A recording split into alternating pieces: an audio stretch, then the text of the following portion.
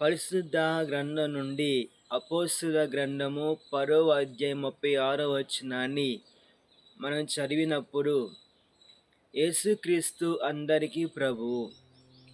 ఈ వాక్యం విన్న ప్రియ స్నేహితులారా, సోదరి సహోదరుడా, సర్వలోక నివాసురారా, యేసు ప్రభువారు అందరికీ దేవుడు. కొందరికి మాత్రమే కాదు, ప్రపంచ మానవాళికి యేసు ప్రభువారు దేవుడు.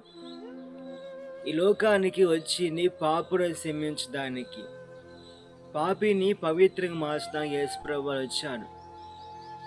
అనేక మంది అనుకుంటారు యేసుప్రభు వారు మతం మార్పు చేస్తున్నారు అనుకుంటారు. తెలియక ప్రభువా వీరిని క్షమించుమని క్రైస్తవం ప్రార్థన చేస్తుంది. ఈ రోజున యేసుప్రభు వారు సర్వ మానవాళి కోసం 2026 సంవత్సరాల క్రితమే సిలువలో విరేరాడి, గాయపరచబడి, నీ పాపాలు మోసుకొని నీ కోసం శ్రమలో నేను వ్యక్తి యేసుప్రభు వారు మాత్రమే. ఒక పరిశుద్ధునిగా, నీతిమంతునిగా, సంపూర్ణంగా పరిపూర్ణ మార్చాలి అనేది క్రైస్తవుల యొక్క ఉద్దేశం. యేసు ప్రభువుని ప్రకటిస్తున్నారు అంటే అది మతం మార్పిడి కాదు, మనసు మార్చుగా అని చెబుతుంది క్రైస్తవ్యం.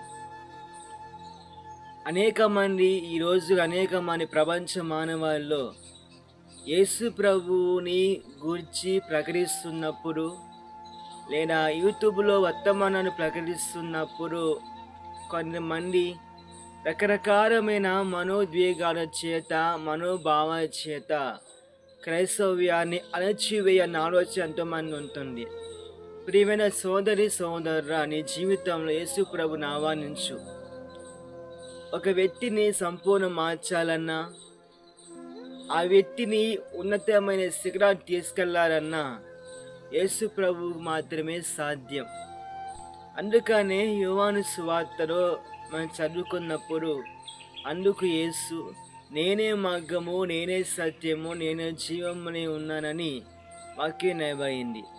యేసు ప్రభువారు నిజమైన దేవుడనియు, నిత్య జీవము ఇవ్వగలిగిన నిజమైన దేవుడని తెలుసుకోవాలి. ప్రతి మనుషునికి ఉన్న వ్యాధిని స్వస్థపరచే దేవుడైన యేసు ప్రభువారు నిజమైన దేవుడు. ఎందుకంటే రేపు నరకం ఉండి ఆ నరకం తప్పించబడాలంటే నువ్వు నిజమైన దేవుని నమ్ముకోవాలి కదా. క్రామ, క్రోధ, మోహ, మరమత్యం లేని దేవుడు యేసు ప్రభువారు మాత్రమే. ప్రతి పాపిని పవిత్ర మార్చేవారు దేవుడు ఆయన. యేసుక్రీస్తు అందరికీ ప్రభు, సర్వ మానవానికి, సర్వలోకానికి, సర్వ సృష్టికర్త ఆయన. కాబట్టి యేసు ప్రభువారు నిజమైన దేవుడనియు, నిత్య జీవము ఇవ్వగలిగిన యేసు ప్రభువారు మాత్రమే. ఓ మనుష్యుడా, నీ జీవితంలో యేసు ప్రభుని ఆహ్వానించు. నేడే మిక్కిలి సమయము, ఇదే అనుకూలమైన సమయం, నేడే రచన దినము. ఈ లోకంలో ఉన్నంతకాలం మనం ఏం తీసుకొని పోము, కానీ ఆ పరలోకాన్ని మనం పొందుకోవాలి. ఆ పరలోకంలో మనం వెళ్ళాలంటే నేనే మార్గమైన యేసు ప్రభు ఆ మార్గంలో గడిచినప్పుడు నీ మనసుగా మారుతూ, ఆ మార్గం మనసుగా మార్చింది, ఆ సత్యని స్వతంత్రంగా మార్చింది.